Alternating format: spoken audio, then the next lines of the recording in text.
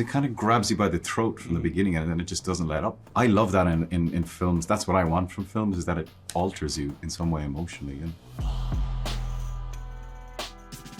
So this film is intentionally and strategically disturbing and haunting for the viewer. Why do you think it's so important to tell this story with that strategy in mind? That's Chris's ambition, is to entertain people. He's managed to kind of fit several different genres into this picture. As a, you know, you can say it's a biopic, but it's not a conventional biopic. You can say it's a thriller. It also has horror elements to it. So I think he's kind of Trojan horsed a lot of these different genres into the movie. I don't know how you tell this story and not have it be disturbing. I mean, it's an incredibly disturbing story. It's kind of amazing. The second you start to engage with it, you think like, how am I thinking about anything else ever? Like, how are we getting on with our days, and how have we been for the last 80 years? Matt, at one point in the movie, General Grove says, "This is the most important thing to happen in the history of the world," and you show an immense amount of emotion when you deliver that line. Can you just speak to what that line means for Groves and just the movie as a whole? I think he was very aware that what he was saying was the absolute truth, and when you say a line like that, when it's the truth, you just completely commit to it. And it was a rage that he felt at these scientists. He felt like they were children in a lot of ways. They were brilliant. Groves was brilliant as well. He needed these guys, but they were so different in their world philosophies, right? The military was absolutely obsessed with secrecy and compartmentalization, and everything's on a need-to-know basis. And that was for a very good reason. There were spies. There were people trying to steal this information. This was about the life and death of the human species. There's nothing more important.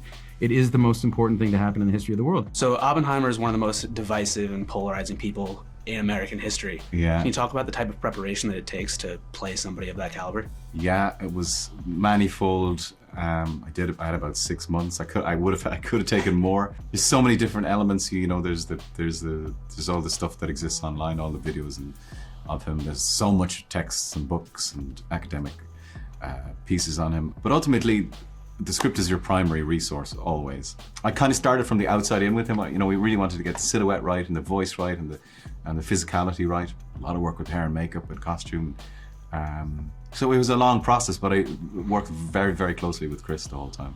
I just want to touch on Cillian for a second. This is the first time he's really led a film like this. Can you just speak about the performance he gave? It's one of the best performances I've ever seen. It really is phenomenal. And the only time I think you get performances that are that good are when a director is that clear about what they need and an actor goes there and is that locked in for months and months and months. And the two of them together, watching them build this character, it's why the whole movie works. So moving. Yeah, and it's an awesome piece of work, and it was really a privilege to watch the two of them. He's so rare, you know, because he's as delicate as he is powerful. You know, he's just an extraordinary actor, and Oppenheimer was enigmatic, and there was an ambiguity to the character that Cillian managed to laser into, and it just keeps you leaning in. I can't imagine what a sort of titanic undertaking it must have felt like for him, and it's why he never hung out with us. He was just in his room eating almonds. We invited him to dinner every night, and he never came once. I just don't think he had anything left in the tank. He had nothing left in the tank. He also wasn't eating because he was losing weight. I mean, Cillian's a naturally lean guy, but he had to look even. I mean, Oppenheimer didn't eat. He just smoked cigarettes and drank, and I don't think Cillian drank, and I don't think he smoked cigarettes.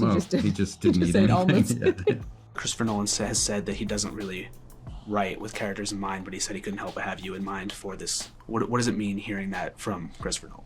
Oh man, I mean, it's a little overwhelming, really. I mean, you know, we've known each other 20 years. We've made 6 films together, but you know, to be given the chance to play the lead in one of the greatest directors in the world in one of their films, which I think it could possibly be his magnum opus, it's a gift, man. A total gift. Can you just speak to what you expect audiences, how you expect audiences to leave the theater and the emotions that they're going to have? Yeah, well, apparently the people that are seeing it are kind of devastated and speechless, and then everyone really wants to talk about it. And I watched it. I didn't watch it on IMAX.